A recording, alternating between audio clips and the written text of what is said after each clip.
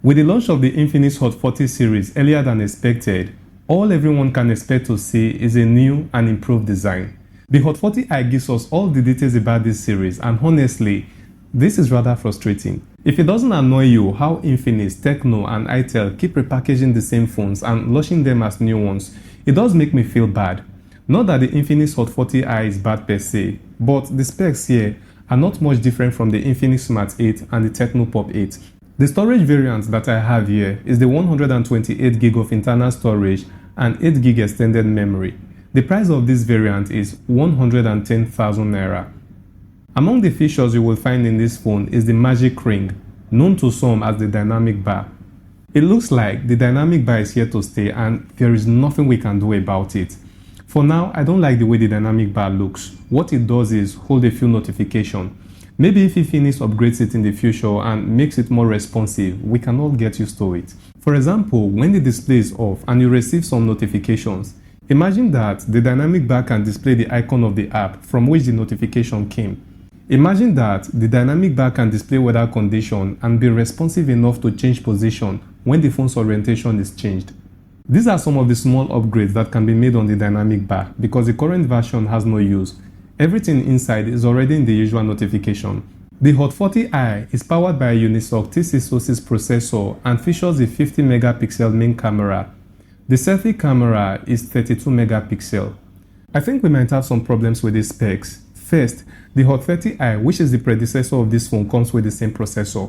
If Infinix is not willing to switch to MediaTek, which most of us believe is more reliable, they could have used the T610, T612 or T616 instead. According to Nano review of the UNISOC T606, it can only process images from one 24MP camera and two 16MP cameras.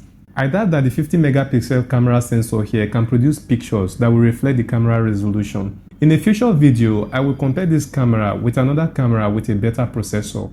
Inside the packaging box of the phone, the first item you will find is the phone. This has been a long-standing tradition for phones in the Hot series. The next item is the SIM eject pin, followed by a transparent flexible bumper case.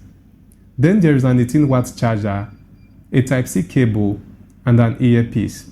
Every time I unbox these budget phones, I find that they are packed in the same order. The phone comes first, followed by the bumper case, the charger, the Type-C cable, and finally the earpiece. It is ever hardly different on some phones. I feel like budget users are never meant to enjoy anything at all. Spice things up. It even gets worse when you think about the design. At least, the Tecno Spark 20 with exactly the same design has dual speakers to differentiate it. The only difference with the Hot 40i is that the flashlight has a ring shape, and under it, there is nothing. Under the flashlight of the Spark 20 is the 50MP AI camera indication.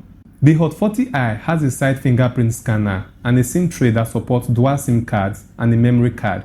It also supports Type-C charging and a 3.5mm audio jack. One of the things I don't appreciate with the phone is the side frame. It is glossy but attracts fingerprints. Even though I'm not satisfied with the Spark 10 because they have almost the same design, the side of the phone does not get messed up with fingerprint impressions like the Hot 40i. If Infinix, Tecno and Itel keep giving us this particular design in the future, I might stop talking about their design. The main reason behind every review is to tell how one phone is different from other phones. If all these phones keep having the same design, then what difference is there to talk about? Well, let me move on to the camera before I break my head over this issue. Starting with the Super Night mode, it does brighten pictures a bit, but too little to be considered. An average night mode camera should do better. The 50MP mode does not really turn out well in all cases. The pictures you see now appear fine, but actually appear better and brighter on the screen before shooting them. In this picture, you will find that the normal AI mode is brighter than the 50MP mode. The confusing part is that just one picture taken with this 50MP camera mode takes about 12MB in size, while the normal AI mode takes about 3MB in size. I'm currently using the iPhone 11 Pro Max and one picture takes less than 1MB in size. So I don't know why just one picture will take up to 12MB on the Hot 40i. Maybe it is the small workaround that they did on the processor to allow it to handle the 50MP camera sensor that is contributing to the heavy image size. But anyways, the quality of the image from the normal AI mode is not entirely bad. Even the portrait mode has good results as you will get enough background blur. What you might not welcome here is the lack of effects such as the beauty effect found on the Spark 20. With the video mode, you can record 720 and 1080p resolution at 30 frames per second. From what I see here, the quality feels just normal. The front camera is 32 megapixel, and so far, this is the only aspect of the camera that I don't have a problem with.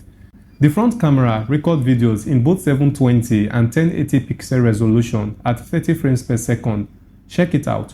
So I'm recording this video in 720p 30 frames per second. Maybe in the next video I'm going to do the 1080p video recording test. Let's try that now. This is 1080p video recording test, and I just want to see the difference between the 720 pixel resolution and the 1080 pixel resolution. Maybe you can judge for yourself and tell which one is clearer or which one is better.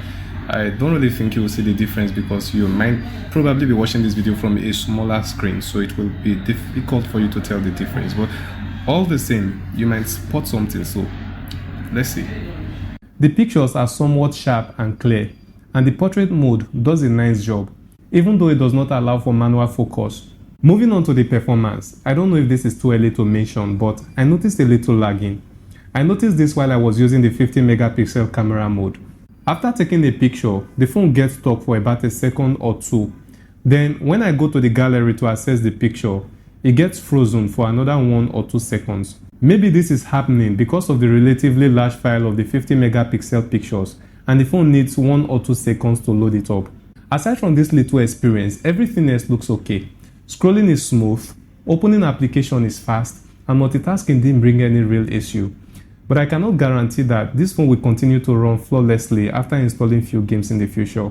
The UNISOC T606 chipset is known to handle high graphic games decently, so playing high-end games on this phone should not be an issue in the first place.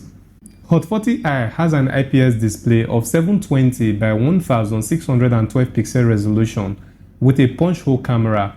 It also supports 90Hz refresh rate, and I can say that the display is decent. The only problem here is the huge bezels all around the screen.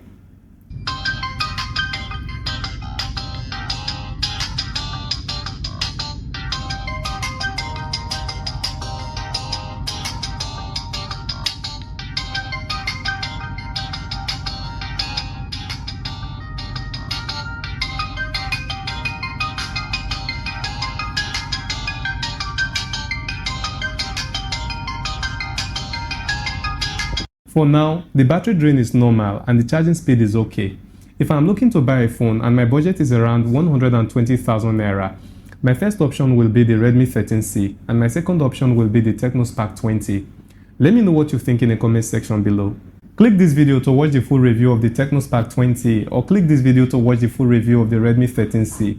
In my next video, I will make a comparison of the Infinix Hot 40i and the Tecno Spark 20. See you there.